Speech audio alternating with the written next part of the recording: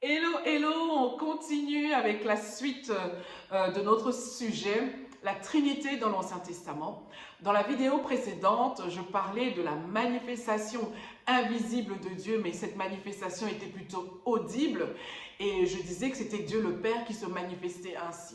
On va lire aussi que Dieu va se manifester de manière visible et ça sera au travers de l'ange de l'Éternel. Et pour moi, l'ange de l'Éternel représente Jésus parce qu'on a vu une scène incroyable où l'ange de l'Éternel était là et l'Éternel était aussi là en même temps.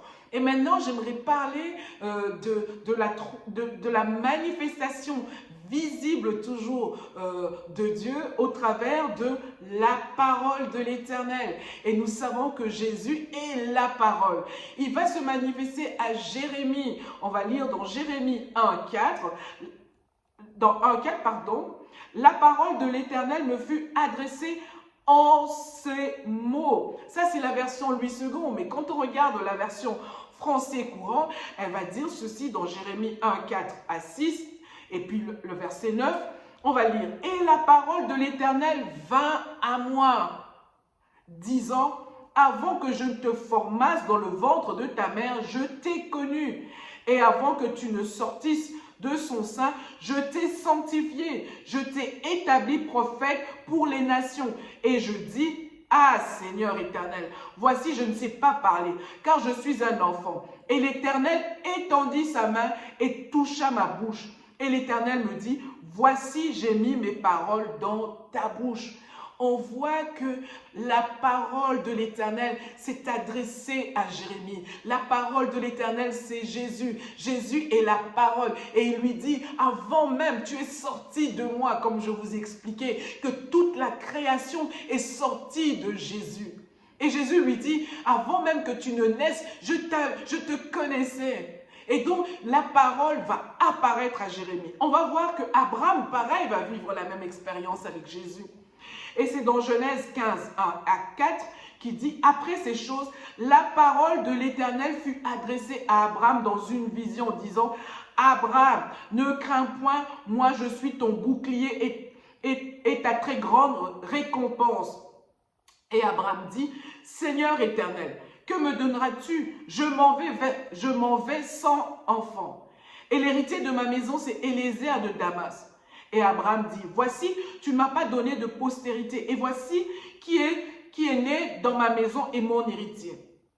Et voici, la parole de l'Éternel vint à lui disant, celui-ci ne sera pas ton héritier, mais celui qui sortira de tes entrailles, lui sera ton héritier. Et donc, on va voir que la parole de l'Éternel, qui est Jésus, va également parler à Abraham, comme je disais. Et donc, un coup, Abraham va voir l'ange de l'Éternel, qui est toujours Jésus, et la parole de l'Éternel, qui est toujours Jésus. Un deuxième verset, on va lire Jean 8, 56-58 qui dit « Abraham, votre père, c'est Jésus qui est en train de parler, a tressailli de joie de ce qu'il verrait mon jour. Et il l'a vu. Et il s'est réjoui. » Les Juifs donc lui dirent « Tu n'as pas encore 50 ans et tu as vu Abraham ?» Jésus leur dit « en vérité, je vous dis, avant qu'Abraham fût, je suis. » Et donc, cet incident de Jésus est en train de nous faire penser à cette conversation que Jésus avait déjà eue avec Abraham en lui disant, je te bénirai, je fais alliance avec toi. Et donc, Abraham va rencontrer Jésus dans l'Ancien Testament. Galates 3, 6, 9 va dire, comme Abraham crut à Dieu et que cela lui fut imputé à justice, reconnaissez donc que ce sont ceux qui ont la foi qui sont fils d'Abraham. Aussi l'Écriture, prévoyant que Dieu justifierait les païens par la foi, a d'avance annoncé cette bonne nouvelle à Abraham. Toutes les nations seront bénies en toi. Toutes les nations seront bénies en toi. Abraham a porté la semence de Dieu, la foi. Et parce qu'il devait être le père d'une nation physique et il serait aussi le père d'une nation spirituelle, Jésus va déjà le lui dire. Et Abraham l'a vu. Et c'est juste incroyable.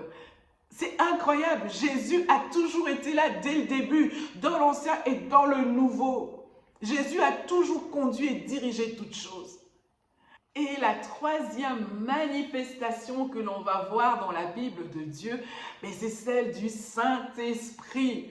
On va lire dans 2 Pierre 1, 20-21, qui va dire « Sachant tout d'abord vous-même qu'aucune prophétie de l'Écriture ne peut être un objet d'interprétation particulière, car ce n'est pas par une volonté d'homme qu'une prophétie a jamais été apportée, mais c'est poussé par le Saint-Esprit que des hommes ont parlé de la part de Dieu. C'est par le Saint-Esprit que les prophètes ont parlé. Tous les prophètes de l'Ancien Testament ont parlé par le Saint-Esprit. C'est ce que Pierre est en train de nous dire. Et on va voir dans l'Ancien Testament, par exemple, dans Juges 3, 9 à 10, il s'agit de Othniel. Othniel était un juge et Othniel va vivre une expérience pareille avec le Saint-Esprit. On va lire. Les enfants d'Israël crièrent à l'Éternel et l'Éternel leur suscita un libérateur qui les délivra. Othniel, fils de Kénaz, frère cadet de Caleb. L'esprit de l'Éternel fut sur lui. Il devint juge en Israël et il partit pour la guerre. L'Éternel livra entre ses mains Kushan-Shibon, bref, vous avez vu, roi de Mésopotamie, et sa main fut puissante contre Kushan-Rishbadala. Donc l'Éternel va toucher Othniel et Othniel va être rempli du Saint-Esprit. On voit la manifestation du Saint-Esprit. Gédéon, pareil, va vivre cette expérience. Juge 6,34 va dire « Gédéon fut revêtu de l'Esprit de l'Éternel. Il sonna de la trompette et Abiézer fut convoqué pour marcher à sa suite. » On voit que Gédéon aussi est rempli du Saint-Esprit. Jephthé, c'est un juge. Juge 11, 29 va dire « L'Esprit de l'Éternel fut sur Jephthé. Il traversa Galad et Manassé. Il passa à Mitzpé de Galad. Et de Mitzpé de Galad, il marcha contre les fils d'Ammon. Il était rempli de l'Esprit de l'Éternel. » Samson, on connaît tous l'histoire de Samson, et c'est dans Juge 13, 24, 25, et la femme enfanta un fils, elle appela son nom de Samson, et l'enfant grandit, et l'Éternel le bénit, et l'Esprit de l'Éternel commença de le pousser. À Manaé donne entre Tsora et Eshtal. Samson était rempli aussi du Saint-Esprit. Le roi Saül aussi va être rempli du Saint-Esprit. On va lire dans 1 Samuel 10, 6 qui va dire « Et l'Esprit de l'Éternel te saisira ». C'est le prophète qui est en train de parler à Saül. « Et l'Esprit de l'Éternel te saisira et tu prophétiseras avec eux et tu seras changé en un autre homme. » C'est magnifique. L'Esprit de Dieu agissait également dans l'Ancien Testament. Il transformait les hommes. Il prophétisait. Il devenait des hommes différents. C'est ce que Saül va vivre. Mais malheureusement, quand il va pécher contre Dieu, la Bible va dire que l'Esprit de Dieu se retira de lui et un autre esprit est entré à la place. La Bible va parler de Jacaziel, parce que jusqu'à présent, l'Esprit de l'Éternel reposait sur les prophètes, sur les juges, sur les sacrificateurs. Mais ici, Jacaziel est quelqu'un d'inconnu, je ne le connaissais même pas. 2 Chroniques 20, 14 va dire « Et l'Esprit de l'Éternel vint au milieu de la congrégation sur Jacaziel, fils de Zacharie, fils de Benaïa, fils de Jéhiel, fils de Matania, lévite d'entre les fils d'Asaph. » Il n'était pas prophète, il n'était pas sacrificateur, il était lévite. Et il va recevoir l'Esprit de l'Éternel. Et puis Jean-Baptiste, c'est le dernier prophète de l'Ancien Testament. Jésus va le dire. Dans Luc 16, 16, il dira « La loi et les prophètes ont été jusqu'à Jean. Dès lors, le royaume de Dieu est annoncé et chacun use de violence pour y entrer. » Jean-Baptiste, le dernier prophète, on va lire dans Luc 1, 15, « Car il sera grand devant le Seigneur. Il ne boira ni vin ni liqueur enivrante. Il sera rempli de l'Esprit Saint dès le sein de sa mère. Et donc on voit que le Saint-Esprit va agir dans la vie des prophètes, des juges, des sacrificateurs et même d'un Lévi. Le Saint-Esprit va agir dans l'Ancien Testament comme il agit aujourd'hui dans le Nouveau Testament. Et ce qui est magnifique, c'est que quand je regarde la parole de Dieu, je me rends compte que, waouh, la Bible va dire, Jean 1,4 va dire, au commencement était la parole, et la parole était avec Dieu, et la parole était Dieu. Elle était au commencement avec Dieu. Toutes choses ont été faites par elle, et rien de ce qui a été fait n'a été fait sans elle. En elle était la vie, et la vie était la lumière des hommes. Au commencement, Jésus était là.